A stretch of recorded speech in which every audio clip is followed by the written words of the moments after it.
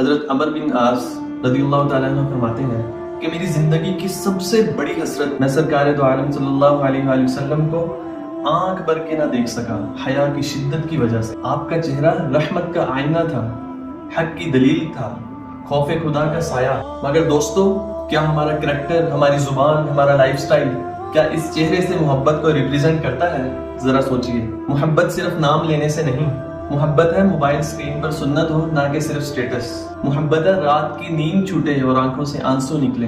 محبت ہے جب چہرہ محمد عربی صلی اللہ علیہ وآلہ وسلم ہماری پلاننگ اوور سوشل میڈیا ہماری ہر فیلڈ پر اثر ڈالے۔ دنیا والے ماڈلز فالو کرتے ہیں، ہمیں وہ چہرہ فالو کرنا ہے جس نے دنیا میں روشن دل، روشن راستے اور روشن آخرت عطا کی۔ اپنے چہرے پر سنت سجاؤ، اپنے دل میں ایمان، اپنے دل میں سیرت بساؤ اور اپنے عمل سے ثابت کرو کہ ہم آپ صلی اللہ علیہ وسلم کے سچے عاشق ہیں۔ دنیا کی ہر آنکھ نے حسن کو تلاش کیا مگر کوئی ایسا چہرہ نہ پا سکے جو صرف خوبصورتی کا نہ ہو بلکہ ہدایت کا چراغ ہو۔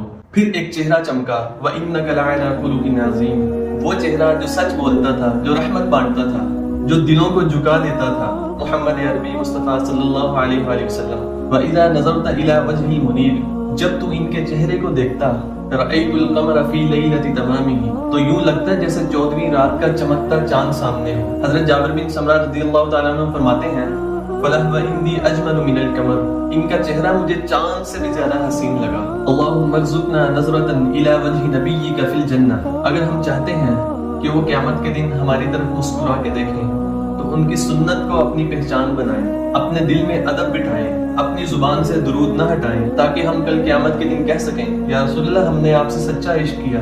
آمین یا رب العالمین۔